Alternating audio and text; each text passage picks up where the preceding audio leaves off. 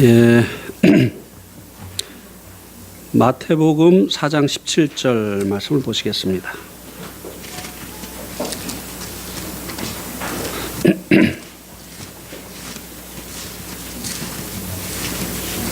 앞에 현수막에 있는 성경 구절이죠. 마태복음 4장 17절. 한 절만입니다. 우리 같이 한 목소리로 봉독하겠습니다. 시작. 이때부터 예수께서 비로소 전파하여 이르시되 회개하라 천국이 가까이 왔느니라 하시더라. 네.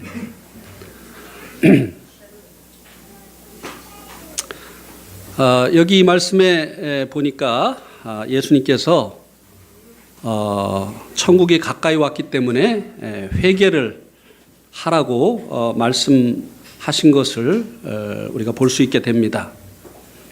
그래서 이 천국과 회개는 너무나 밀접한 관계가 있는 것입니다.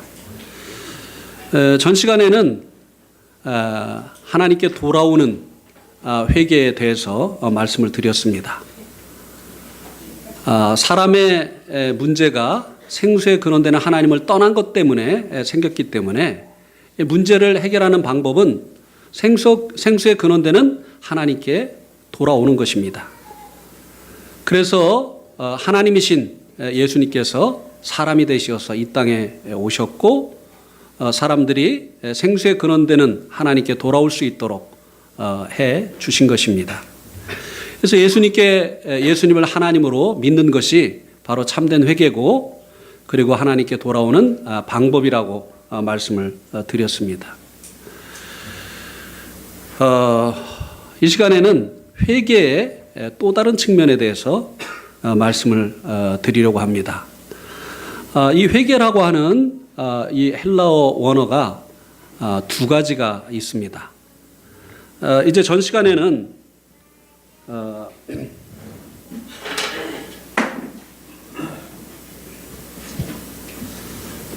돌아오다,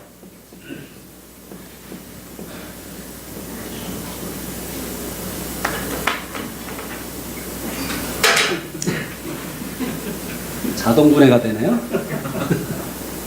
역시 잠실 거는 좋은 것 같습니다. 이게 이제 돌아오다라고 했죠. 메타노이아. 그런데 이제 이 회개의 또 다른 이제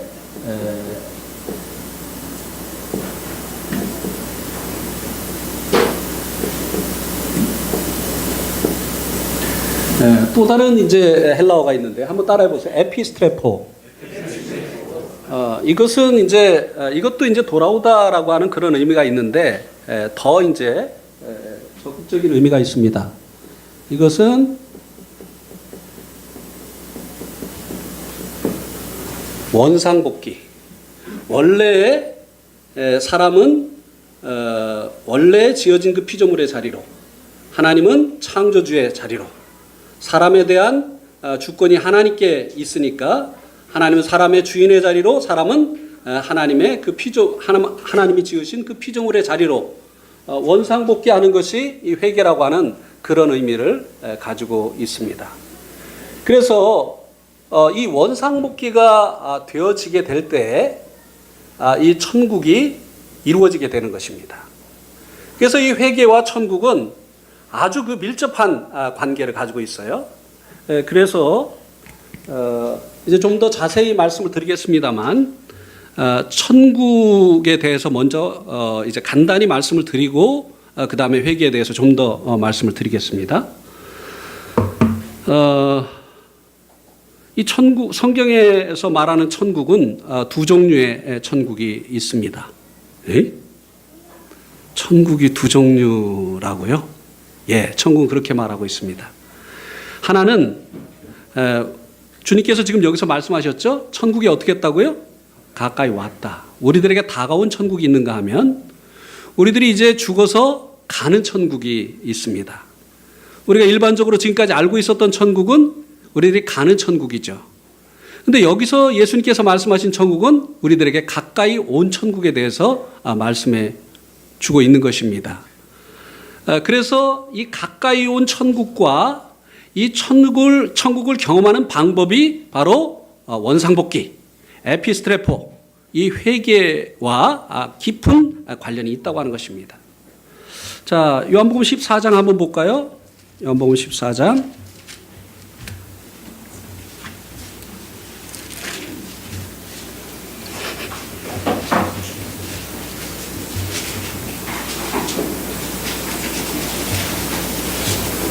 (3절까지) 제가 읽겠습니다. 요한복음 14장 1절에서 3절. 너희는 마음에 근심하지 말라. 하나님을 믿으니 또 나를 믿으라.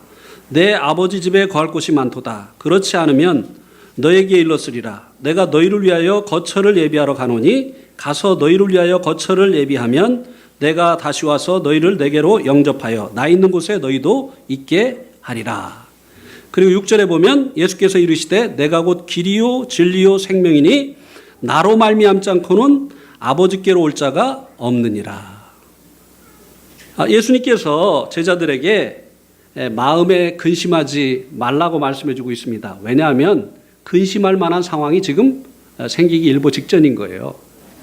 그동안 제자들이 예수님 의지하고 예수님을 따르고 예수님으로부터 배웠는데 예수님이 지금 떠나가시려고 하고 있거든요. 이제 누구를 의지하고 누구에게 배우고 누구를 쫓느냐는 것이죠. 이것은 제자들에게 그동안 주님을 의지하고 따랐던 제자들에게 근심할 만한 충분히 근심할 만한 상황입니다. 그런데 예수님께서 근심하지 말라는 것입니다. 왜? 하나님을 믿으니 또 나를 믿으라. 너희들이 지금까지 보이지 않는 하나님을 믿었던 그 방법으로 내가 너희들을 떠난 후에 나를 계속해서 믿을 수 있기 때문이다. 라고 예수님께서 말씀을 하시고 나서 왜 그러면 예수님이 제자들을 이 땅에 두고 떠나가셔야 되느냐? 왜 아버지께로 가야 되느냐? 너희들이 머물 처소를 예비하러 내가 가기 때문이다. 그리고 내가 너희들을 위한 그 처소를 다 예비하고 나면 나 있는 곳에 너희들을 데리러 와서 데리고 가겠다. 이렇게 말씀을 하셨습니다. 여기 이제 이 말씀에서 말씀해주고 있는 이 천국은 가는 천국입니까? 오는 천국입니까? 가는 천국이죠. 그죠? 예수님이 거기에 우리들의 처소를 지금 예비하고 계십니다. 그래서 그 처소가 다 예비되면 오셔서 거기로 데리고 가겠다고 했어요. 이거는 우리가 알고 있는 가는 천국입니다. 근데 그 천국 가는 길이 누구라고요? 내가 곧 길이요 진리요 생명이다. 천국에 갈 수 있는 유일하신 길이 예수님 자신이다. 이렇게 말씀을 하셨습니다. 여기서는 틀림없이 우리들이 이제 가는 천국을 말씀해 주고 있습니다. 그런데 우리가 지금 읽은 마태복음 14장 17절에서는 회개하라. 천국이 어떻게 했다고요? 우리가 가는 게 아니라 천국이 우리에게 가까이 왔다는 거예요. 이건 우리들에게 다가온 천국을 말씀해 주고 있습니다. 그러면 이 천국은 무엇을 말하는 것이냐?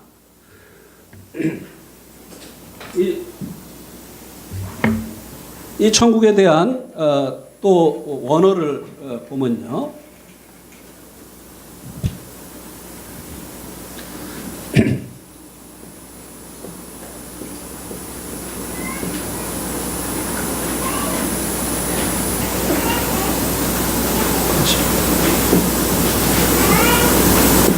따라해 보세요. 바실레이아. 이게 이제 그 천국의 그 헬라어입니다. 이 바실레이아가 뭐 영어에 나라라는 단어 많이 있잖아요. 컨트리도 있고, 네이션도 있고, 스테이트도 있고, 뭐 여러 그 단어가 있는데 이 바실레이아는 영어에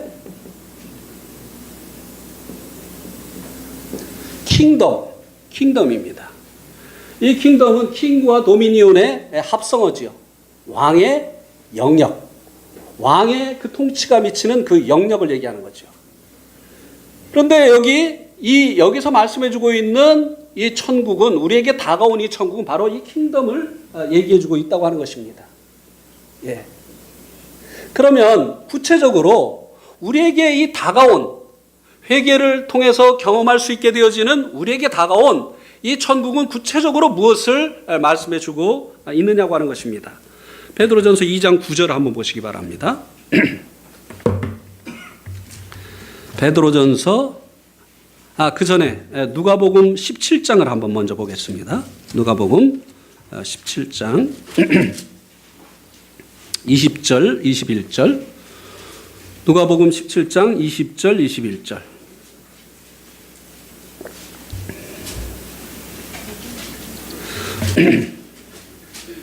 같이 또 읽겠습니다. 시작. 바리새인들이 하나님의 나라가 어느 때에 임하나이까 묻거늘 예수께서 대답하여 이르시되 하나님의 나라는 볼 수 있게 임하는 것이 아니요 또 여기 있다 저기 있다고도 못하리니 하나님의 나라는 너희 안에 있느니라. 바리새인들이 예수님에게 책망을 많이 들었지만 이 사람들은 나름대로 바리새라고 하는 이 말의 뜻이 분리주의자라는 뜻이에요. 예. 왜 이들이 분리를 했느냐면 너무 이 이스라엘 백성들이 타락을 했기 때문에 그들은 하나님의 말씀을 연구하고 하나님 말씀대로 살기를 원해서 나름대로는 신앙에 아주 열심히 있는 사람들이었습니다. 그래서 이들은 자기들 나라의 그 왕자에 앉아 있는 로마를 배경으로 해서 자기들 그 나라의 왕자에 앉아 있는 이 헤롯에 대해서 좋지 않은 마음이 있었어요. 왜냐하면 헤롯은 원래는 에돔 사람이에요. 이스라엘 사람이 아니에요. 그래서 자기 나라의 그 왕자에 이방인이 앉아 있는 것에 대해서 마음이 좋지 않았어요. 그래서 다윗의 후손으로 올 메시아, 그 메시아를 학수고대하던 사람들 중에 한 사람들이 바로 이 바리새인들이었어요. 그런데 예수님 같은 생각이 들은 거예요. 그의 언행이 보통이 아닌 것을 그들이 이제 보고 느낀 거죠. 그런데 만약에 그가 메시아라면 하나님이 약속하신 이 땅에 신국을 이룰 그 메시아라고 한다면 헤롯을 쫓아낼 뭔가 이 조짐이 있어야 되는데 전혀 그런 조짐이 보이지 않는 거예요. 물로 포도주도 만들고 뭐 죽은 사람을 살리기까지 하고 뭐 오병이의 기적도 일으키고 사람이 할 수 없는 여러 가지 그 능력들을 행하는데 그런데 자기의 그 나라를 이루려고 하면 지금 현재 왕자에 있는 이 헤롯을 쫓아낼 뭔가 일을 도모해야 되는데 전혀 그런 조짐은 안 보이는 거예요. 그래서 예수님 찾아온 거예요. 그래서 이제 예수님에게 확인을 받으려고 한 겁니다. 하나님의 나라가 어느 때 임합니까? 메시아 왕국이 언제 임합니까? 당신이 메시아라면 언제 이 메시아 왕국을 이룰 겁니까? 이렇게 이제 물었죠. 그러니까 예수님께서 뭐라고 대답을 하셨습니까? 하나님의 나라는 어떻게 해요? 볼 수 있게 임하는 것이 아니다. 이거는 그들이 지금까지 알지 못했고 생각지 못했던 것이에요. 메시아가 와서 눈에 보이는 메시아 왕국을 이룰 것이라고 생각을 했거든요. 그러기 위해서는 지금 이스라엘의 왕자에 앉아있는 헤롯을 쫓아내야 돼요. 그리고 그 왕자에 이 메시아가 앉아야 되는 것입니다. 그런데 하나님의 나라는 볼 수 있게 임하는 것이 아니다. 메시아 왕국은 볼 수 있게 임하는 것이 아니다. 알아둘 수 없는 얘기를 하셨어요. 그리고 나서 보이지 않게 임하는 것이기 때문에 여기 있다 저기 있다고 말할 수가 없다. 하나님의 나라는 어디에 있다고요? 너희 안에 있다. 근데 이거는요 잘된 번역이 아닙니다. 너희 가운데 있다라고 번역을 했어야 됩니다. 왜냐하면 바리새인들이 예수님 믿는 사람들입니까? 안 믿는 사람들입니까? 안 믿는 사람 안에 어떻게 하나님 나라가 있을 수가 있어요? 그러니까 너희들 가운데 있다. 왜냐하면 이 바실레이아, 이 킹덤은 왕이 있는 곳이 그곳이 바로 하나님 나라인 거예요. 그래서 이 지금 바리새인들 가운데 예수님이 계시기 때문에 예수님 계신 그곳이 하나님 나라라고 하는 것입니다. 이것이 예수님이 이 땅에 오셔서 첫 번째 이루시기를 원하셨던 메시아 왕국이었던 거예요. 하나님 나라였던 거예요. 그 나라가 지금 예수님께서 가까이 왔다. 하나님 나라의 왕이 지금 너희들 옆에 있으니까 하나님 나라가 바로 너희들 옆에 있다. 자, 베드로전서 2장 9절을 한번 보시기 바랍니다.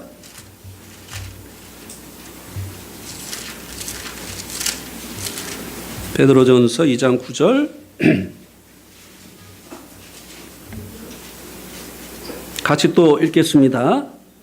시작. 그러나 너희는 택하신 족속이요 왕 같은 제사장들이요 거룩한 뭐라고요? 네, 거기까지만. 거룩한 뭐라고요? 누가요? 지금 베드로 전서를 받아보고 있는 이 사람들. 그게 누군가 한번 1장 1절 2절을 한번 봅시다. 1장 1절 2절. 예수 그리스도의 사도 베드로는 본도, 갈라디아, 갑바도기아, 아시아와 비두니아에 흩어진 나그네 곧 하나님 아버지의 미리 하심을 따라 성령의 거룩해 하심으로 순종함과 예수 그리스도의 핏부림을 얻기 위하여 택하심을 받은 자들. 그죠? 성령의 거룩하게 하심으로 순종함과 예수 그리스도의 핏부림을 얻기 위해서 택하심을 받은 각 지역에 있는 누구요? 성도들. 하나님 나라가 누구라고요? 성도들을 얘기한다는 거예요. 하나님께서 이 땅에 오셔서, 예수님께서 이 땅에 오셔서 이루기를 원하셨던 이 하나님의 나라는요, 이스라엘 나라가 아니었습니다. 이스라엘 사람들이었어요. 네. 그들이 하나님 나라가 되기를 원하셨던 것이에요. 근데 이스라엘 사람들은요, 로마에게 이제 지배받고 있는 이스라엘 나라를 예수님께서 해방시켜 주시고 그 이스라엘 나라의 왕이 되시기를 원하셨던 거예요. 그래서 예수님께서 예루살렘에 입성하실 때 그들이 얼마나 예수님을 열렬하게 환영을 했습니까? 예. 호산나 다윗의 자손 오시는 이요. 그 다음에 뭐라고까지 했죠? 이스라엘의 왕이요. 이건 엄청난 발언을 한 거예요. 왜요? 지금 현역 왕이 있잖아요. 헤롯이라고 하는 현역 왕이 있잖아요. 그런데 다른 사람을 왕이라고 했어요? 이건 무슨 죄입니까? 반역죄예요. 이거는 우리나라로 따지면 삼족을 멸해도 되는 무시무시한 죄를 지은 겁니다. 그만큼 그들은 예수님에 대한 기대가 있었던 것이에요. 또 그들이 기대했었던 메시아 왕국은 바로 이스라엘 나라였어요. 그래서 예수님이 예루살렘에 입성하는 것이 이제 그 헤롯으로부터 이스라엘 나라를 접수하시기 위해서 입성하셨다고 생각을 했기 때문에 그들은 이스라엘의 왕이라고 선포를 했었던 것입니다. 그런데 예수님이 가서 헤롯을 쫓아내셨습니까? 그리고 이스라엘 나라를 접수하셨습니까? 알쏭달쏭한 얘기를 또 하셨어요. 자, 요한복음 12장을 한번 보세요. 하나님 나라를 이해를 못하니까 계속 예수님이 하시는 말씀이 이해가 안 갔던 것입니다. 예. 자, 요한복음 12장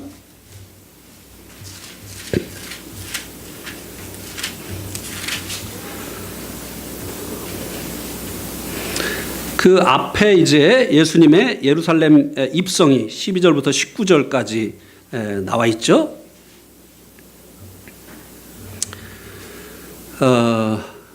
31절 보면 이제 이스라엘 백성들을 실망시키시고 나서 그 다음에 이제 31절에 보면 이제 이 세상에 대한 심판이 이르렀으니 이 세상의 임금이 쫓겨나리라. 32절 내가 땅에서 들리면 모든 사람을 내게로 이끌겠노라 하시니 이렇게 말씀하심은 자기가 어떠한 죽음으로 죽을 것을 보이심이로라. 이에 무리가 대답하되 우리는 율법에서 그리스도가 영원히 계시겠다 함을 들었거늘 너는 어찌하여 인자가 들려야 하리라 하느냐. 인자가 누구냐? 자, 이 세상에 대한 심판이 이르렀다고 했어요. 그래서 이 세상 임금이 쫓겨날 것이다 라고 예수님이 말씀을 하셨습니다. 그러니 이스라엘 사람들의 마음이 또 뛰었겠습니까? 안 뛰었겠습니까? 헤롯을 쫓아낼 모양이다. 이제 드디어 이 세상 임금, 그들의 생각에 이 세상 임금이 누구죠? 헤롯이에요. 아, 드디어 이제 일을 시작하시는구나. 근데 그 다음에 또 알쏭달쏭한 얘기를 하시는 거예요. 아니, 헤롯을 쫓아내려면 헤롯을 죽여야지 왜 자기가 죽는다는 얘기를 해요. 아니, 자기 왕국을 이루려면 지금 왕좌에 앉아있는 헤롯을 쫓아내야지 자기가 죽고 어떻게 자기 나라를 만들겠다는 것이에요. 그 다음에 예수님께서 내가 땅에서 들리면 모든 사람을 내게로 이끌겠노라. 이렇게 말씀하시면 자기가 어떠한 죽음으로 죽을 것을 보이심이로라. 유대인들이 알아들었어요. 예수님이 죽는다고 하는 말씀을 하신 것으로. 그래서 그들이 율법에는 그리스도가 영원히 계시겠다고 했는데 너는 어찌하여 인자가 들려야 하리라고 하느냐. 죽는다는 얘기를 하느냐. 인자가 누구냐. 지금 당신 얘기하는 거냐 다른 사람 얘기하는 거냐. 한마디로 이 사람들이 지금 헷갈려 죽겠다는 거예요. 아주. 응? 우리를 왜 들었다 놨다 하느냐 이 말이에요. 예? 예수님이 왜 이 메시아 왕국을 이루기 위해서 당신이 돌아가셨어야 됐느냐고 하는 것이에요. 오히려 왕자에 앉아있는 그 헤롯을 몰아내야죠. 헤롯을 죽여야지 왜 당신이 죽어야만 그 하나님 나라가 이루어진다라고 예수님께서 말씀을 하셨느냐고 하는 것입니다.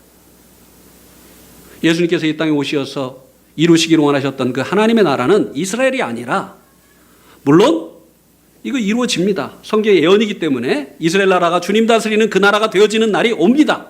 그러나 예수님이 초림하셔서 이루시기를 원하셨던 하나님의 나라는 이스라엘 나라가 아니라 이스라엘 사람들이었다고 하는 것입니다.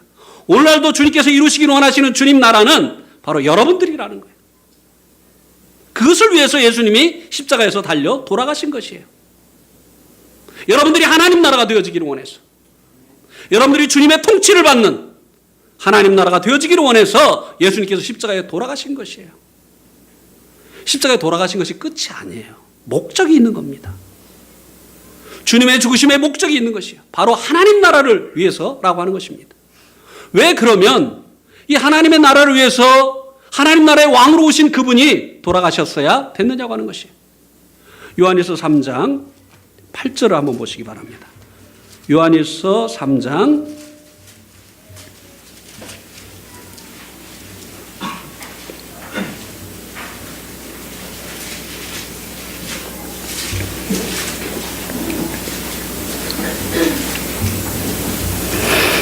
같이 읽겠습니다. 요한일서 3장 8절 시작. 죄를 짓는 자는 마귀에게 속하나니 마귀는 처음부터 범죄함이라. 하나님의 아들이 나타나신 것은 마귀의 일을 멸하려 하심이라. 죄를 짓는 자는 누구에게 속한다고요? 마귀에게 속했어요. 모든 사람의 죄를 범하였으니 하나님의 영광에 이르지 못하더니. 자, 모든 사람이 지금 누구에게 속한 겁니까? 마귀에게 속했어요. 마귀의 통치를 받고 있습니다. 그래서 이제 이 사람들이 마귀에게 속하고 마귀에게 속해서 죄에게 통치를 받고 있기 때문에 예수님은 이들을 다시 주님의 통치를 받는 주님 나라가 되게 하시기 위해서 죄의 문제를 해결을 하셨어야만 됐던 것입니다. 사람들은 범죄하고 이 마귀에게 속해서 마귀의 나라가 되어버렸어요. 네. 자, 로마서 6장 23절에 보면, 자, 이건 안 찾으셔도 돼요. 로마서 6장 23절에 보면 죄의 삭은 뭐라고요? 사망. 죄의 삭은 사망. 사망이 뭐죠? 사망이 뭐죠? 죽어서 망하는 거. 그거는 이제 한문 뜻풀이고요. 성경이 말하는 이 죽음의 의미. 이사야서 59장 2절을 한번 보시기 바랍니다. 이사야서 59장 2절.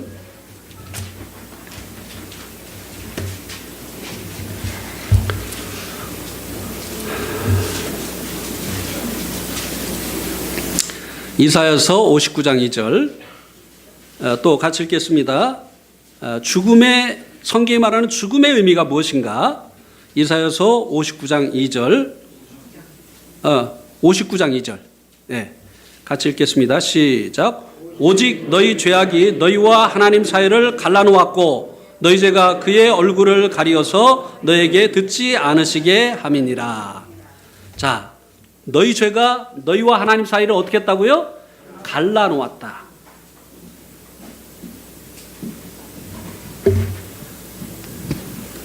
그래서 성경이 말하는 이 사망, 이 죽음은요, 소멸이 아닙니다. 우리 죽음을 소멸이라고 생각하죠. 네. 그런데 성경이 말하는 이 사망, 죽음은 무엇이냐면은 하나님과 우리 사이를 어떻게 했다고요? 갈라놓았다. 분리를 얘기합니다. 그래서 이 살아있는 사람을 허물과 죄로 죽었던 너희를 살리셨다. 에베소서 2장 1절에 보면 그렇게 말씀해주고 있잖아요. 이건 뭡니까? 영적인 죽음을 얘기하는 거예요. 영적으로 하나님과 분리되어 있는 사람들. 하나님 없이 살아가는 사람들을 죽었다고 말하는 것이에요. 그럼 육신의 죽음은 무엇입니까? 우리의 몸과 영혼이 분리되어지는 거예요. 그러면 둘째 사망, 이것은 무엇입니까? 영원, 지옥에 가는 거죠. 지옥은 뭡니까? 영원히 하나님과 분리되는 것이에요. 그래서 성경이 말하는 이 죽음은 분리를 얘기하는 것입니다. 분리. 근데 이 죄로 인해서 하나님과 생수의 근원되는 하나님과 분리되어질 뿐만 아니라 이 사망이 또 어떤 의미를 가지고 있는지 히브리서 2장 14절을 또 보시기 바랍니다. 히브리서 2장 14절.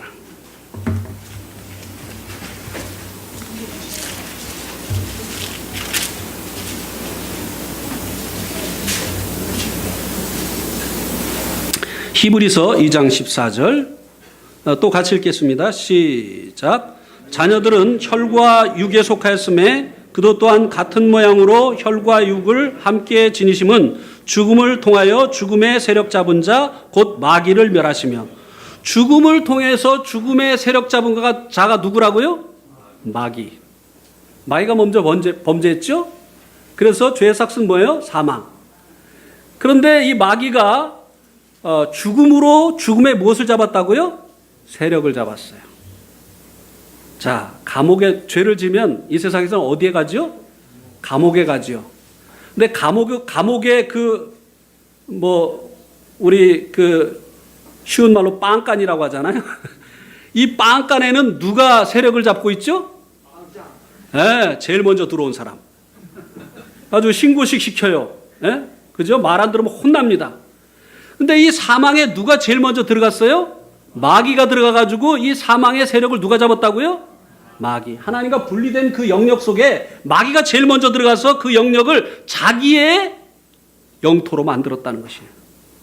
그러니까 이 사망이라고 하는 이 말은요, 단순히 하나님과 분리되어지는 것을 말할 뿐만 아니라 마귀의 통치 속으로 들어가는 것을 얘기하는 거예요. 죄의 삭은 사망이다. 이것은요, 정말 무서운 말이에요. 사람이 마귀의 통치 속에 들어가는 거예요. 마귀의 통치 속에. 그러니까 이 마귀의 통치 속에 들어가 있는 이 사람들을 주님 나라가 되게 하려면 죄 때문에 그 나라에 들어갔으니까, 마귀의 통치 속에 들어갔으니까 거기서 건져내려면 어떤 일을 해야 되겠습니까? 죄값을 치루어내는 일을 해야만 마귀의 그 통치로부터 건져낼 수가 있는 것이에요. 그리고 그들이 주님을 영접하게 되어질 때 그들이 주님 나라가 되어지는 것이라고 하는 것입니다.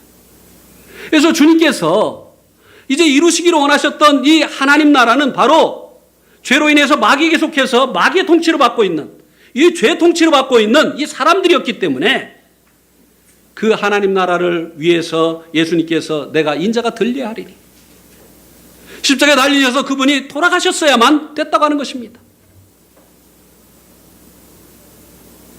그런데 이스라엘 사람들이 이게 무슨 말인지 알아들을 수가 없었어요.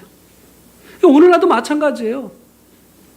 이 하나님께서 이루시기를 원하시는 나라가 이제 이 자기 자신이라고 하는 사실을 모르는 사람들이, 자기가 지금 죄로 인해서 마귀의 통치를 받고 있는 존재라고 하는 사실을 모르는 사람들이 이 나라를 주님이 다스려 주십시오. 자기는 지금 마귀의 다스림을 받고 있는데 서울을 주님께 드립니다. 왜 서울을 주님께 드려?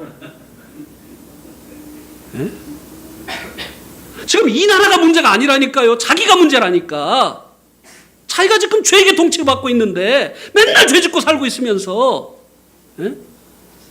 자기가 먼저 주님이 다스리는 나라가 되어져야 되는데 지금 남 걱정할 때가 아니란 말이야. 남 걱정할 때가. 마귀가 자기에게 속한 이 사람들을 무엇을 가지고 다스리는지 한번 로마서 5장 20절을 한번 보시기 바랍니다. 로마서 5장 20절.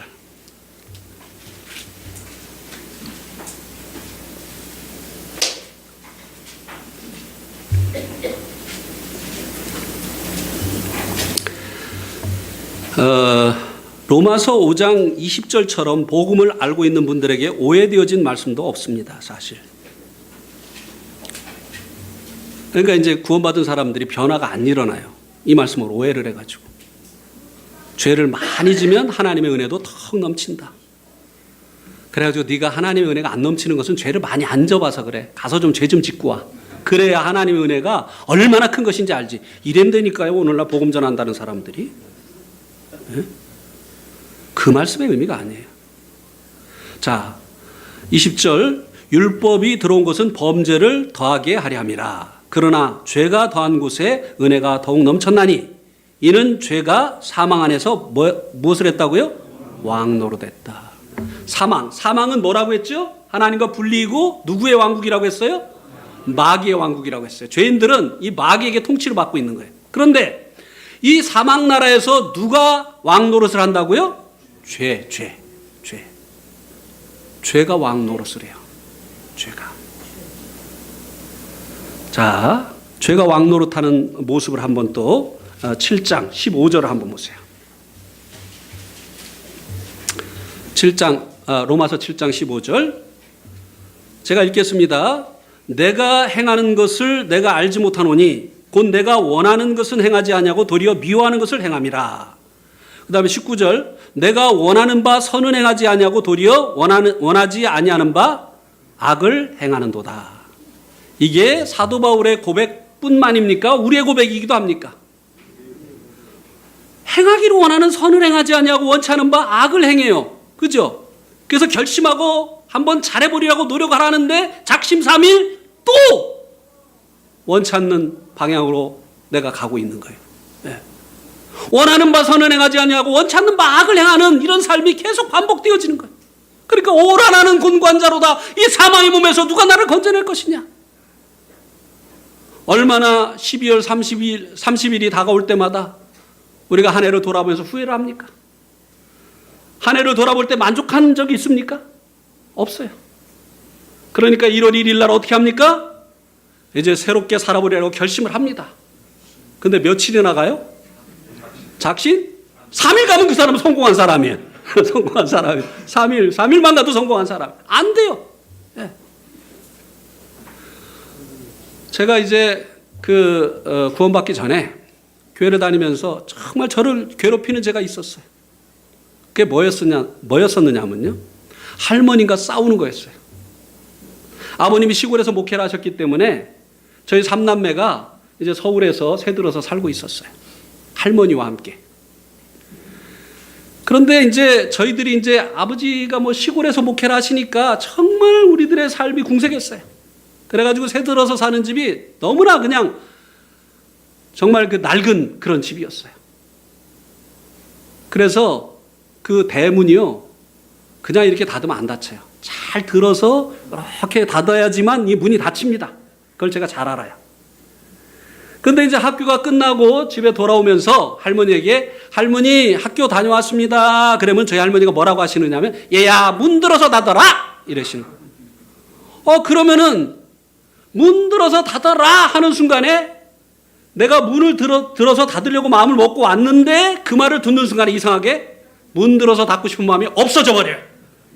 그럼 문을 탁 놓고 들어오죠. 그럼 제 할머니가 야 이놈아 헬미가 뭐라고 했어? 그러면 아유 진짜. 그러면 뭐가 아우 진짜? 문 들어서 닫으라는 말이 이놈아 나쁜 말이냐 이놈아? 그러면 아우 진짜. 그럼 요놈 봐라. 너 지금 나 때리고 싶어서 그랬지? 이래 막 제가 미쳐 돌아가는 거야.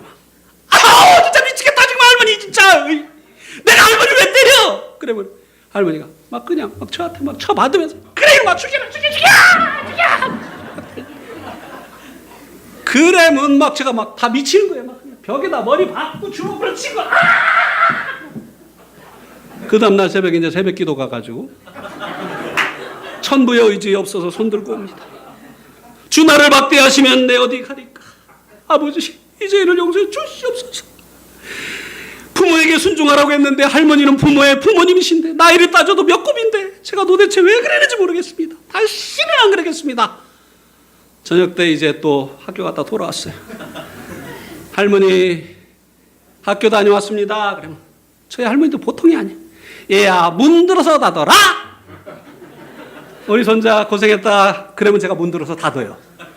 근데 문 들어서 닫아라 하는 순간에 또 올라오는 거예요. 그래서 팍 놓고 들어오면은 또 그 막 난리법석이 또 일어나는. 그 다음날 새벽에 또 가요. 주여 이제 주시옵소서. 아버지. 그 다음날 또 학교 갔다 왔어요. 할머니 학교 다녀왔습니다. 얘야 문 들어서 닫아라. 아이고 내가 할머니 때 미친다 미쳐. 난리. 왜 내가 행하기를 원하는 이 선은 행하지 아니하고 원치 아니하는 바악을 계속 이렇게 반복하느냐 이거예요. 도대체 그렇게 기도하고 노력하고 애를 쓰는데도 왜 안 되느냐 이 말입니다. 17절 보세요. 7장 17절. 같이 읽겠습니다. 7장 17절 시작. 이제는 그것을 행하는 자가 내가 아니요 내 속에 거하는 뭐라고요? 사망 안에서 뭐가 우리를 다스린다고요? 죄가. 죄는요, 이건 독재자예요. 우리들의 의사와 상관없어요. 그냥 자기가 원하는 대로 끌고 가는 거예요. 내가 선을 행하기를 원하는데 악을 행하도록 끌고 가는 거예요. 그러니까 결심해도 안 돼. 울어도 못하고 참아도 못하고 힘써도 안 되는 거예요. 네. 그 찬송 참 많이 불렀네. 울어도 못하네. 아멘 주여. 힘써도 못하네. 참아도 못하네. 정말 안 돼요 주님. 안 돼요. 근데 그 원인이 뭐라고요? 죄다 이거예요. 여러분 컴퓨터에 바이러스가 감염이 되면 내가 원하는 대로 작동이 됩니까? 안 됩니까? 안 돼요. 한 번은 상담을 하려고 컴퓨터에서 이제 성경을 이렇게 하려고 컴퓨터를 다 켰는데 여자가 그냥 속옷만 입고 있는 그 화면이 딱 나타난 거예요. 형제가 보고 있는데 내가 너무 놀래요. 형제 이거 내가 한 거 아니야? 내가 한 거 아니야? 막. 근데 형제는 얼굴이 이상해졌어 이미. 안 봤으면 왜 그런 게 떠 이거지요. 응? 정말 내가 한 거 아니거든요. 이거 어떻게 된 거예요? 바이러스가 감염이 되면요 내가 원하는 대로 작동이 안 돼요. 바이러스가 원하는 대로 작동이 되는 거예요. 어떨 때는 부팅도 안 돼요. 켜지지도 않아요. 우리 인생이 왜 이렇게 빗나간다고요? 뭐 때문에? 사망 안에서 죄가 우리를 통치하기 때문에. 죄는요 강제적이에요. 하나님은 절대 우리를 강제로 다스리지 않습니다. 자, 로마서 8장 15절을 한번 보세요. 로마서 8장 15절. 너희는 다시 무소하는 종의 영을 받지 아니하고 양자의 영을 받았으므로 우리가 아빠 아버지라 부르짖느니라. 우리는 이 말을 이해하기가 힘들지만 로마서를 받아봤던 로마에 있는 성도들은 이 말이 무슨 말인지 딱 알아차렸습니다. 왜? 그 시대는 노예가 있던 시대니까. 성령님은, 하나님의 영이신 성령님은 두려워하는 종의 영이 아니라는 거예요.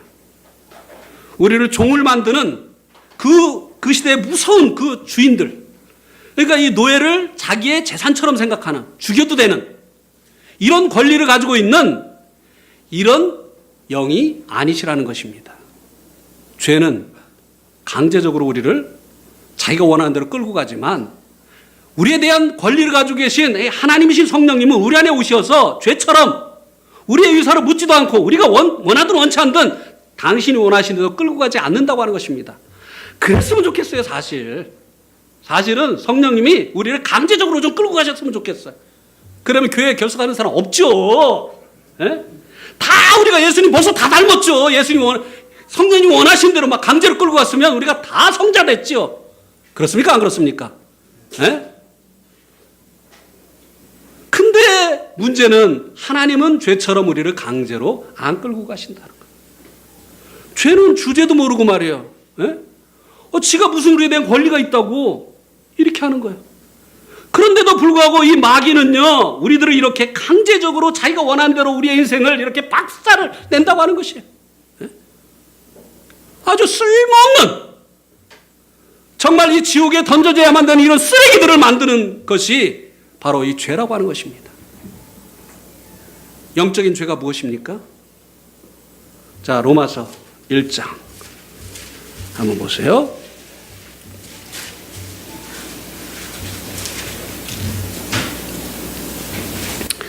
로마서 1장 18절. 하나님의 진노가 불의로 진리를 막는 사람들의 모든 경건치 않음과 불의에 대하여 하늘로부터 나타나나니. 여기 죄를 불의라고 말씀해주고 있습니다. 불의. 하나님은요, 이 죄에 대해서, 그분은 거룩한 분이기 때문에 죄에 대해서 진노하시는 분이에요. 죄에 대해서 진노하고 죄에 대해서 분노하지 않는 사람은요, 더러운 사람들입니다. 이 세상에서도. 죄를 용납하는 사람들, 선한 사람들이 아니에요. 죄에 대해서 분노하는 사람들이 의로운 사람들입니다. 하나님은 의로우시고 거룩하신 분이기 때문에 이 죄에 대해서, 이 불의에 대해서 하나님은 진노하시는 분이에요. 네. 그래서 죄를 짓는 것을 두려워해야 돼요. 하나님 죄를, 이 불의를 향해서 진노하시는 그와 같은 분이시라고 하는 것입니다. 그러면 이 영적인 사람들의 이 영적인 이 불의, 이 죄가 무엇이냐? 23절에 보면 썩어지지 아니하는 하나님의 영광을 썩어질 사람과 새와 짐승과 기어다니는 동물의 모양과 모양의 우상으로 바꾸었느니라. 하나님을 자기가 만든 이 우상으로 바꾸어 버린 것. 이것이 영적인 이거는 이제 하나님 모르는 이방인들이 지은 영적인 죄죠. 그다음에 유대인들이 지은 죄에 대해서 나옵니다만 이것이 이제 이방인들이 하나님 모르는 이방인들이 지은 영적인 죄라는 것이에요. 이 영적인 이 죄가 그러니까 이제 이방인들은 하나님이 아닌 것을 하나님이라고 섬기잖아요. 그죠? 우리나라는 주로 무엇을 섬기죠? 네. 조상도 섬기고 그다음에 뭐 섬기죠? 네. 부처님. 근데 부처님이 안 계시니까 부처님 대신 뭐를 만들어 놓고 섬기죠? 부처님 상을 만들어 놓고 섬기잖아요. 네. 그런데 이런 것에 대해서 하나님께서 진노하신다고 하는 것입니다. 왜? 하나님을 두고 하나님 아닌 것을 하나님이라고 하니까. 하나님께 돌려드려야 될 그 찬송과 예배와 영광을 자기들이 만들어 놓은 그 우상에게 돌려드리고 있으니까 하나님 기가 막히신 거예요. 네? 아니 자기 아버지를 여기다 두고 다른 사람을 아버지라고 하고 그 사람을 공경하고 그분에게 감사를 하고 있다고 한다면 친아버지가 너 지금 어디다 대고 하냐? 너를 낳아주고 길러주고 너에게 은혜를 베풀어 준 건 난데 너희 아버지 여기 있는데 제 아들이 만약에 그렇게 한다면 전 참을 수 없을 거예요. 네? 그놈이 지금까지 어떻게 해서 이 자리에 왔는데 애가 태어나가지고 1개월 만에 수술을 했어요. 요만한 게 그 연세대학교 영동 세브란스 그 병원에서 수술실로 들어가는데 너무나 기가 막히더라고요. 그놈 때문에 얼마나 울었는데. 네? 얼마나 정말 하나님 앞에 기도했는데. 아니 여기 아버지를 제쳐놓고 엉뚱한 사람을 아버지 하면서 어버이날 그분에게 꽃 따라 드리고 아이고 랍스터 먹으러 갑시다 그러고 그냥 아버지는 밥도 못 먹고 있는데 이렇게 하면 속이 터지겠습니까? 안 터지겠습니까? 네? 그건 나는 아버지가 아니라는 거예요. 하나님이 자기를 창조하시고 호흡을 주시고 필요한 모든 것들을 주시는 그 하나님은 하나님이 아니라고 하고 자기들이 손으로 만든 이 우상은 하나님이라고 하는 것. 이것에 대해서 하나님이 진노하신다는 것입니다. 이것이 영적인 죄예요. 네. 사실요, 이 우상은 뭐냐면요. 이 우상은 자기 욕심의 화신이에요. 네. 자기가 원하는 것을 이루어달라고 자기가 만들어 놓고 거기에다가 자기 암시하는 거예요. 네. 자, 한번 시편 115편을 보시기 바랍니다.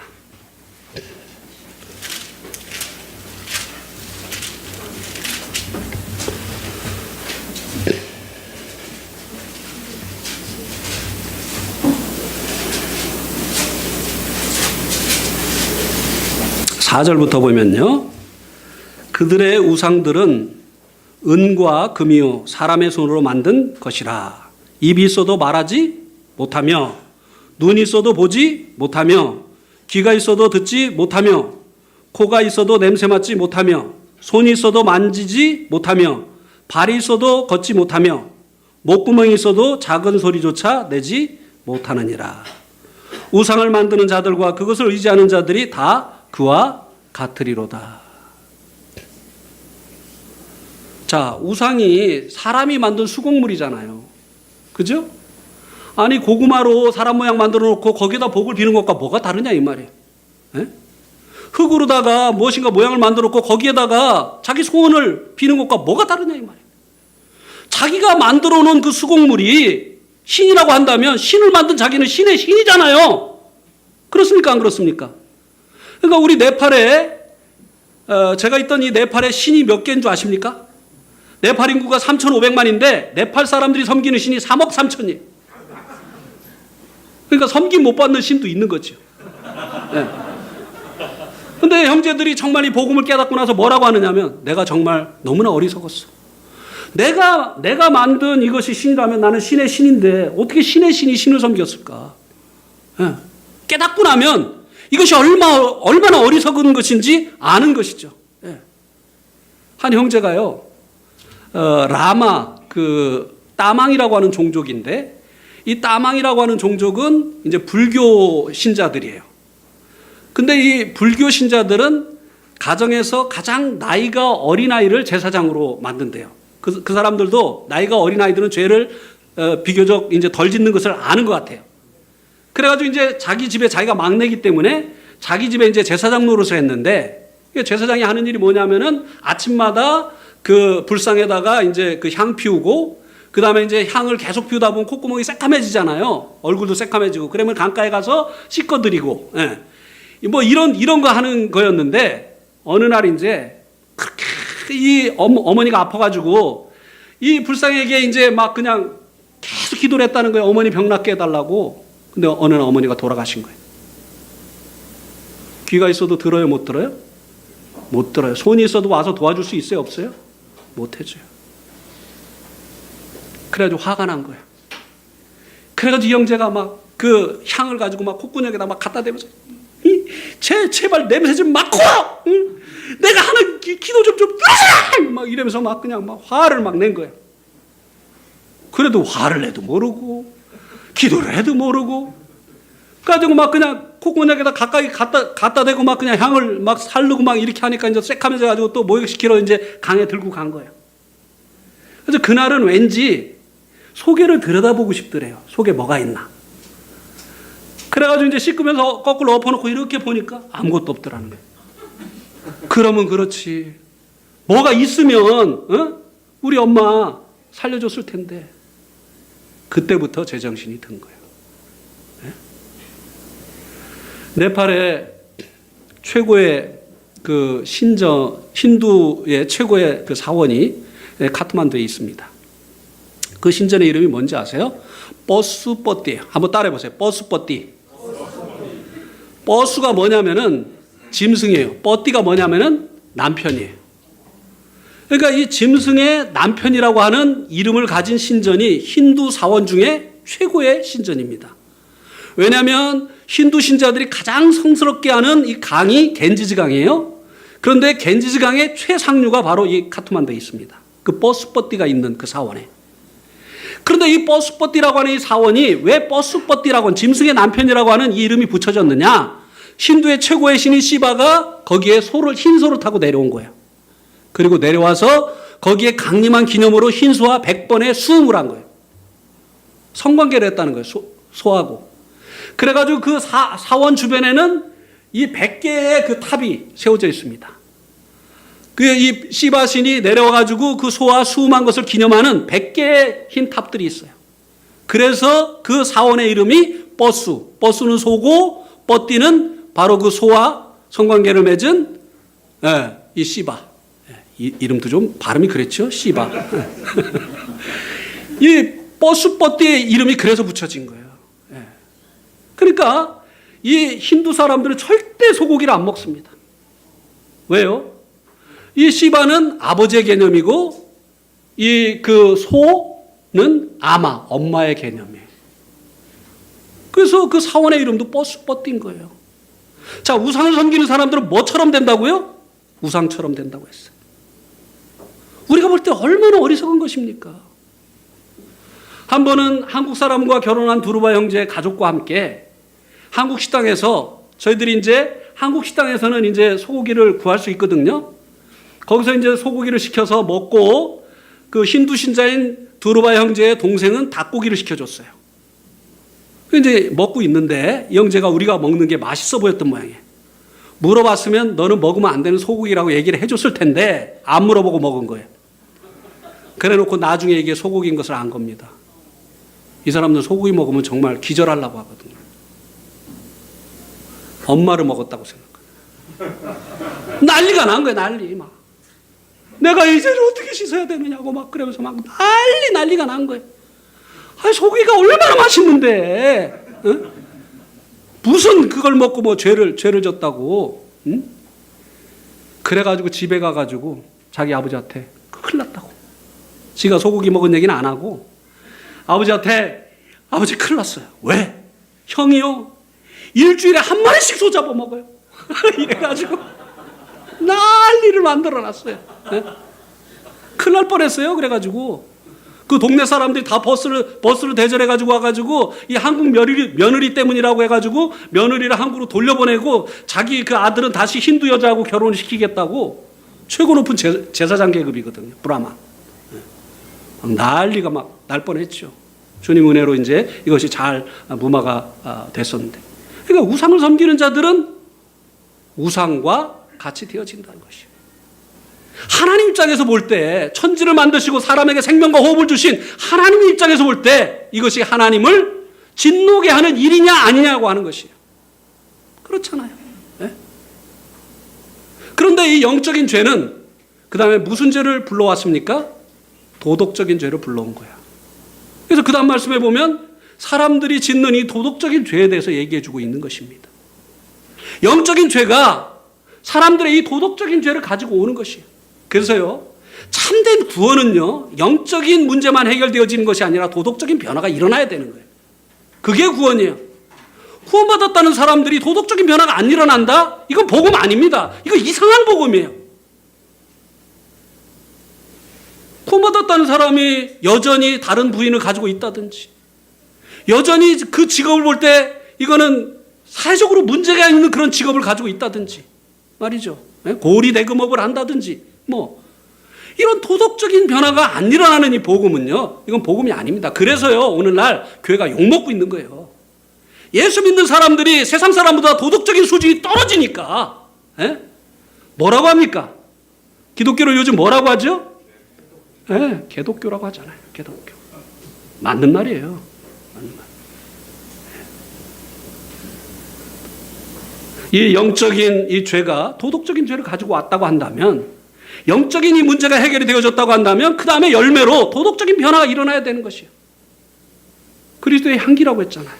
그리스도의 편지라고 했잖아요. 그 사람을 볼 때 정말 예수님이 누군지 사람들이 알 수 있어야 되는 거예요.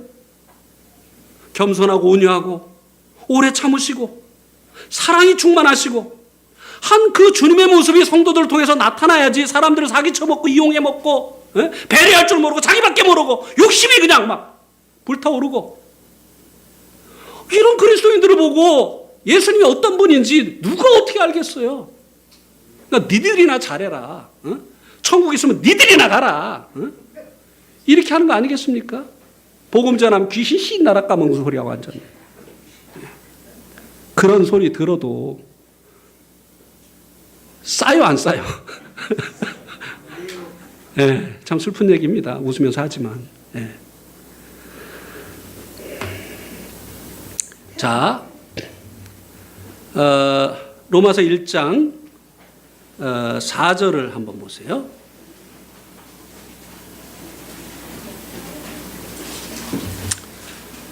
어, 3절 4절 보겠습니다. 그 아들에 관하여 말하면 육신으로는 다윗의 혈통에서 나셨고 성결의 영으로는 죽은 자들 가운데서 부활하사 능력으로 하나님의 아들로 선포되셨으니 곧 우리 주 예수 그리스도시니라. 자, 이게 제가 사실 전해야 될 복음의 핵심입니다. 여기 로마서 1장 3, 4절은요, 복음의 정의, 복음이 뭐냐를 얘기해 주고 있는데요. 예수 그리스도시죠. 한마디로 축약을 하면 복음이 뭐냐? 주 예수 그리스도. 이게 복음이에요. 예수님이 우리의 주인이시다. 그런데 그분이 왜 예수라는 이름을 가지고 이 땅에 오셨느냐? 우리들의 주인이 되기 위해서는 사단에게 속해 있으니까, 죄 때문에 죄의 문제를 해결하셔야 되니까, 우리의 구주가 되시기 위해서. 네. 그분이 하나님 보내신 우리들의 주시요 그리고 우리들의 구주시다라고 하는 게 이게 뭡니까? 복음의 정의예요. 그런데 자, 이 16절을 한번 보세요. 16절. 1장 16절. 자, 또 같이 한번 읽겠습니다. 시작. 내가 복음을 부끄러워하지 아니하노니 이 복음은 모든 믿는 자에게 구원을 주시는 하나님의 능력이 됨이라. 먼저는 유대인에게요, 그리고 헬라인에게로다. 이 로마서 1장 16절은 복음의 기능에 대해서 얘기해 주고 있습니다. 자, 우리가 핸드폰 가지고 있는데 핸드폰의 기능이 뭐뭐뭐 있죠? 전화하는 거, 예, 전화만 하시는 분이 있어요. 이걸 가지고. 그 다음에 문자도 하죠. 또 그 다음에 인터넷도 하죠. 또 사진도 찍죠. 뭐 별거 다 해요. 이 핸드폰에 여러 가지 기능이 있어요. 그럼 복음의 기능이 뭐라고요? 여기 보니까 뭐라고 했어요? 믿는 자를 구원하시는 하나님의 능력이다. 구원의 능력이 이 복음의 기능이라는 거예요. 그런데 이 구원을 17절에서 뭐라고 말씀해 주는지 한번 보겠습니다. 복음에는 하나님의 의가 나타나서 믿음으로 믿음에 이르게 하나니 기록된 바 오직 의는 믿음으로 말미암아 어떻게 해요? 이 복음의 이 기능이 믿는 자들을 구원하는 하나님의 능력인데 이 구원이 뭔가 하면 죽은 자를 살리는 것이다 이 말이에요. 구원받았다고 하는 것은 생명을 얻은 거예요. 새 생명을 얻은 거예요. 죽은 자가 살아난 것입니다. 여러분, 만약에 여러분이 가지고 있는 그 기계의 기능이 죽은 자를 살리는 기능을 가지고 있어요. 그러면 여러분 이거 부끄러워하겠습니까? 자랑하겠습니까? 근데 여러분 복음을 부끄러워하십니까? 아니면 자랑하고 계십니까? 네. 복음은요, 죽은 자를 살리는 기능을 가지고 있어요. 네. 이 복음은요, 사람을 변화시킵니다. 네. 영적으로 변할 뿐만 아니라 도덕적으로 변한다는 거예요. 참된 복음은.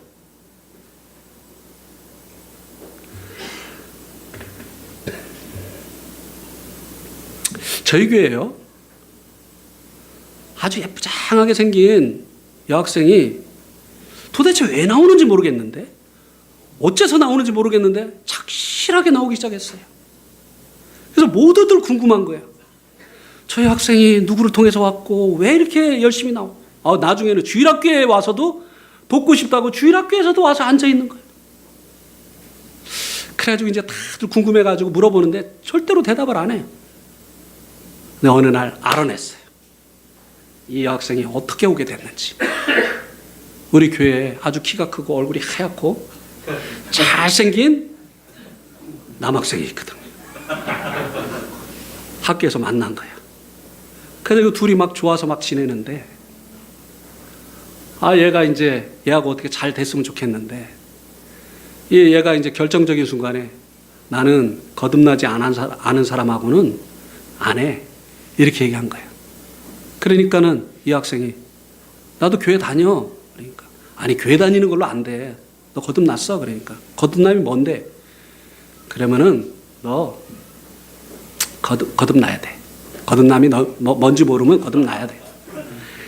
그렇게 이제 얘기를 하니까 이 학생이 그래? 그럼 나 거듭나 줄게. 그렇게 한 거예요. 어떻게 하면 거듭나는데? 그러니까 우리 교회 가봐. 그런 거예요. 그러니까 이 학생이 그래 너네 교회 갈게 그러면.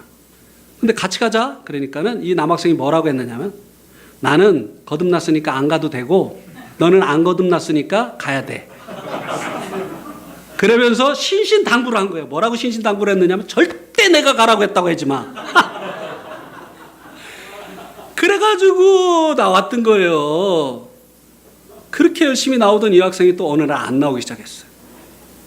왠가 보니까 둘 관계가 틀어진 거예요. 거듭나러 나온 게 아니잖아요. 진짜 목적은 얘하고 잘 돼보자고 해서 한 건데 얘하고 관계가 틀어졌는데 뭐하러 나와? 그죠? 이스라엘 사람들이 예수님에게 막 그냥 예수님이 없으니까 배를 타고 막 그냥 건너와가지고 예수님께 찾아왔어요. 그랬더니 예수님이 뭐라고 말씀하셨습니까? 그들에게 너희가 나를 쫓는 것은 표적을 본 까닭이 아니고 뭐 때문이라고요? 떡을 먹고 배부른 까닭이로다. 방금 전에 오병이의 기적을 일으키셨거든. 이분을 쫓아가면 이제 일 안 해도 먹고 산다 이건. 아이 떡 5개하고 물고기 2마리로 그냥 5천 명이 넘는 사람들을 먹이시는데, 이분만 따라다니면 이제 우리 인생 이제 핀다 펴. 그래가지고 예수님이 하나님이시라고 하는 그 표적을 보고 예수님을 하나님으로 자기 생애를 주님에게 드리려고 쫓아온 게 아니라 떡. 그래서요, 이제 우리 청년회에서 나는 구원받았으니까 교회를 안 가도 되고 구원 못 받은 너는 교회 가야 된다고 하는 이 청년을 놓고, 그 청년이 안 나왔죠. 이걸 주제로 놓고 이 청년이 진짜 구원을 받은 사람이냐 안 받은 사람이냐 토론이 벌어졌어요. 결론이 어떻게 났을까요? 안 받은 사람으로 결론이 났어요. 왜일까요? 그는 복음을 알았을지는 모르지만 주님의 통치를 받는 사람이 아니에요. 그의 삶은 여전히 죄가 다스리고 있는 거예요. 자기가 원하는 대로 살고 있는 거예요. 오늘날 이런 사람들이 얼마나 많은지 모르겠어요. 자, 사도행전 5장 31절을 보겠습니다.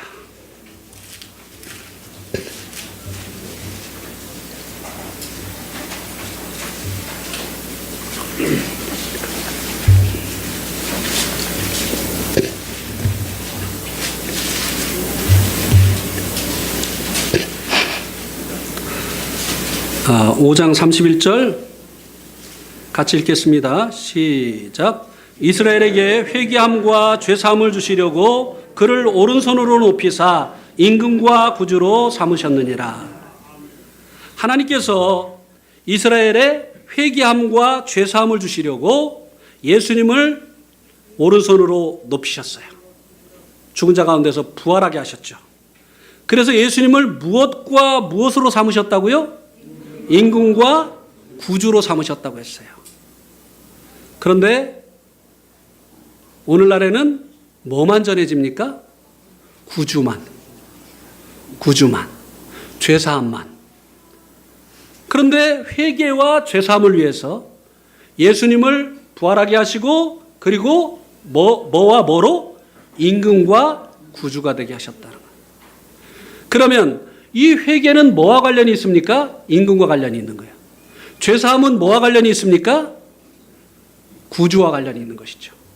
자, 이것을 조금 더 이해하기 쉽도록 7장 35절을 통해서 말씀을 드리겠습니다. 7장 35절.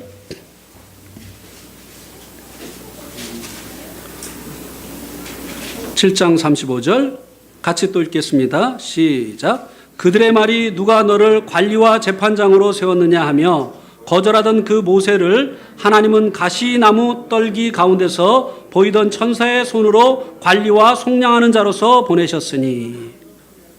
하나님께서 이스라엘 백성을 애굽에서 구원해내시기 위해서 모세를 보냈죠. 그죠? 맞습니까? 아니면 10번째 재앙의 그 죽음의 재앙으로부터 그들을 죽음을 면하게 하기 위해서 보냈습니까? 그것이 목적이었습니까? 아니면 이스라엘 백성을 애굽에서 건져내시기 위해서 모세를 보내셨습니까? 건져내시기 위해서죠. 만약에 10번째 죽음의 재앙으로부터 건져내시기 위한 목적이었다고 한다면 모세에게 속량제의 직분만 주었을 거예요. 그러죠? 그런데 또 하나의 직분을 주었습니다. 뭡니까? 관리와 속량자. 관리는 영어 성경에 보니까 룰러라고 돼 있어요. 룰러가 뭐죠? 통치자. 모세에게 통치자와 속량자의 두 가지 직분을 주었다고 하는 것입니다. 그래서 모세가 자기의 그 직분을 수행을 했습니다. 10번째 재앙이 뭐냐면은 이 모든 장자들을 죽게 하는 죽음의 재앙이었어요.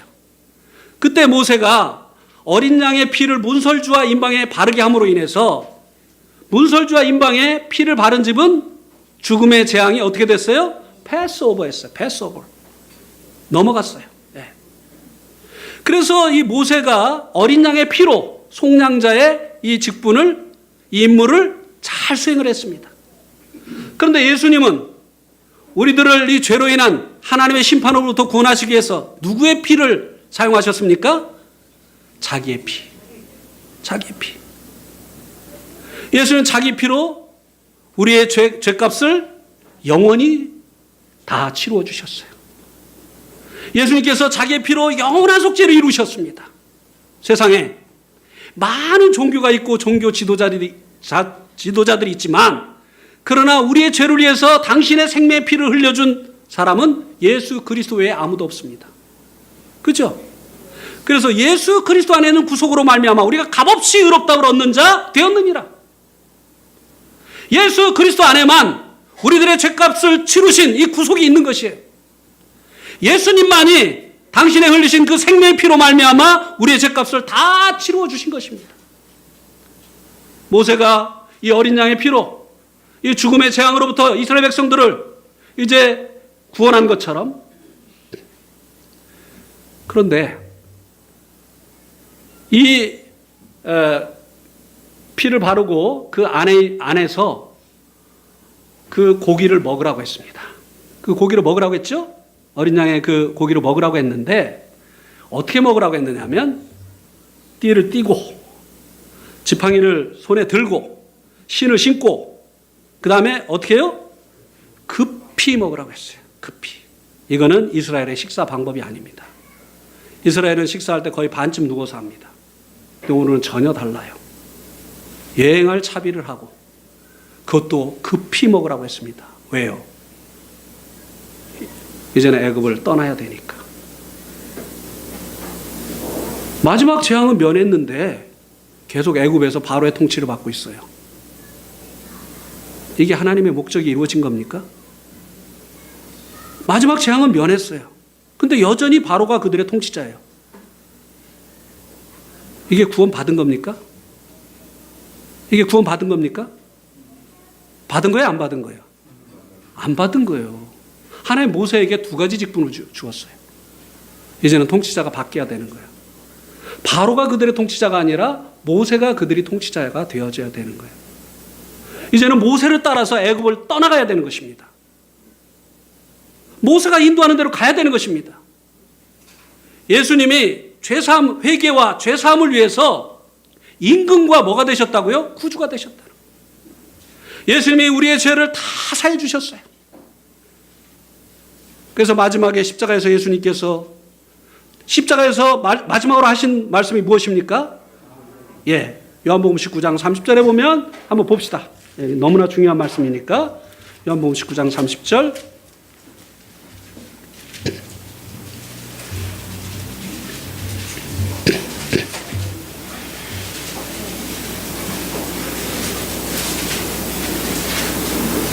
같이 읽겠습니다. 시작. 예수께서 신포도주를 받으신 후에 이르시되 다 이뤘다 하시고 머리를 숙이시니 영원히 떠나가시니라. 자, 이게 이제 이 말씀에 대한 이제 그 분별을 어떻게 하느냐가, 예수님이 이 하신 다 이뤘다고 하는 일을 무엇으로 이제 보느냐에 따라서 이게 이제 달라집니다. 칼빈의 후예들, 그러니까 오늘날 이 장로교 사람들, 그리고 이 칼빈의 영향을 받은 사람들은 예수님께서 율법을 다 이뤘다고 하는 것으로 그렇게 이야기를 합니다. 그래서 예수님께서 율법을 다 이루셔가지고 그 의를 예수 믿을 때 우리에게 전가시켜줬다 이렇게 얘기합니다. 그러나 성경은 그렇게 말하고 있지 않아요. 예수님께서 십자가에서 율법을 다 이루신 것입니까? 아니요. 이 다 이뤘다고 하는 이 말이 뭔가 하면요,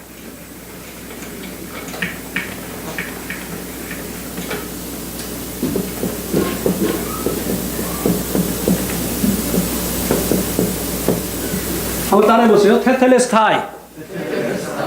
이거는 그 시대의 상업적인 용어입니다. 장사꾼들이 사용하던 말이에요. 이 물건을 이제 돈을 주고 샀어요. 이제 돈을 지불하고 돈을 샀어요. 그 다음에 손을 탈탈 털면서 테텔레스타이. 계산 끝났습니다. 계산이 이제 끝났습니다. 라고 할 때 사용하던 말이 테텔레스타이. 이 물건에 대한 값 치루었습니다. 예수님께서 십자가에서 테텔레스타이 마지막으로 돌아가시면서 테텔레스타이 하셨어요. 율법을 다 이룬 게 아니라 우리들의 죄값을 다 계산하셨다 이 말입니다.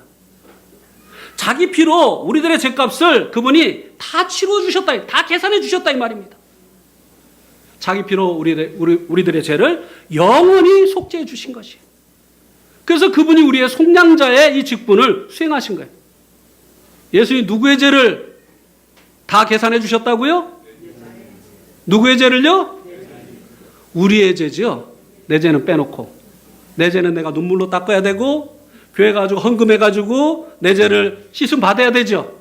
아니면 길거리에서 동냥하는 사람 도와주면 내 죄가 씻겨지는 거죠.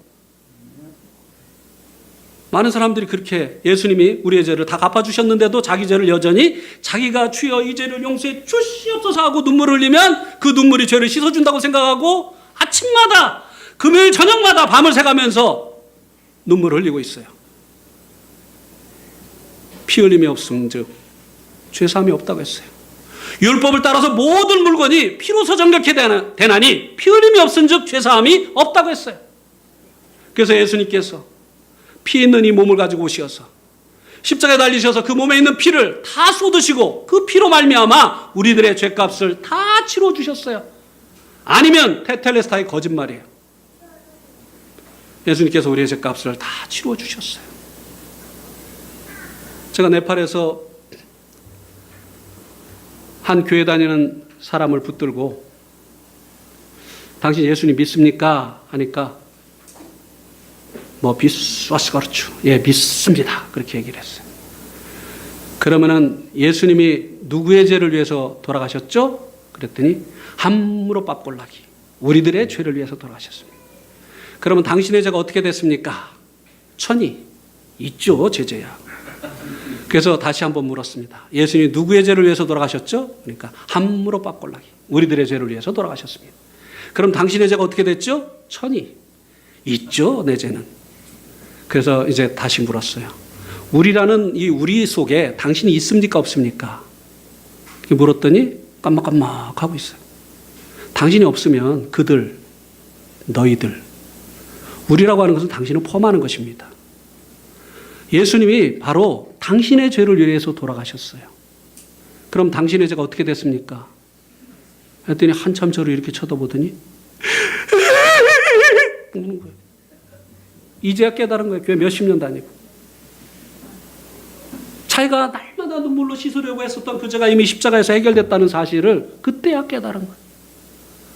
그러니까 이 지식과 사실이 따로 놀아요. 예? 나의 죄를 씻기는 뭐요? 예수의 피밖에 없네 하면서도 주여 이 죄를 용서해 주시옵소서. 용서해 주셨다니까. 예? 예수님이 그 죄값을 다 치러 주셨다니까요. 예. 그래서 예수님께서 십자가에서 우리의 죄값을 다 치루어 주셨습니다. 그런데 이 혜택은 모든 사람에게 미쳐지는 게 아니에요. 믿는 자들이. 믿는 자들에게 이 혜택이 이제 주어지는 것이에요. 복음은 믿는 자들을 구원하시는 하나님의 능력이지 모든 사람들에게 이 혜택이 주어지는 것은 아니에요.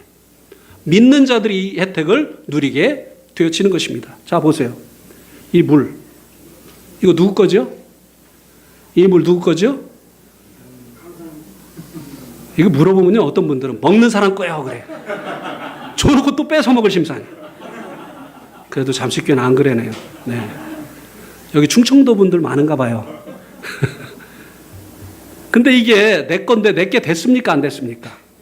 아직은 안 됐어요. 언제 내게 되죠?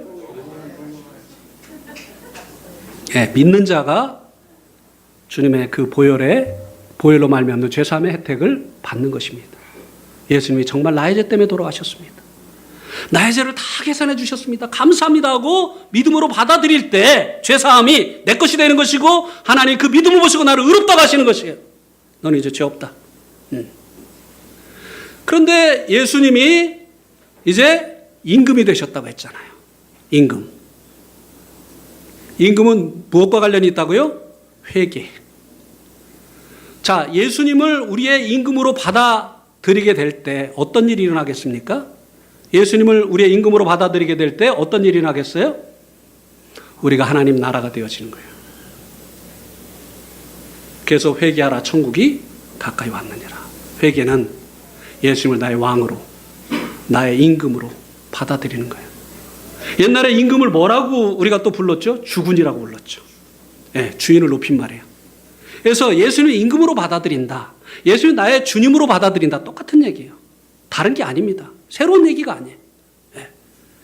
예수님을 나의 마음의 주인으로 받아들인 사람들은 어떤 변화가 일어날까요? 어떤 변화가 일어날까요? 예수님을 나의 주인으로 받아들인 사람들은 어떤 변화가 일어날까요?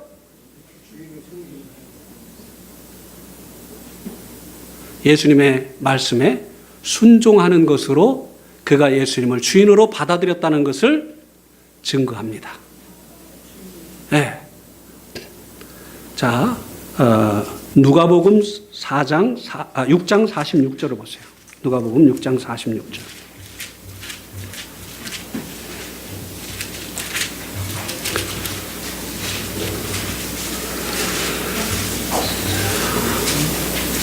누가복음 6장 46절.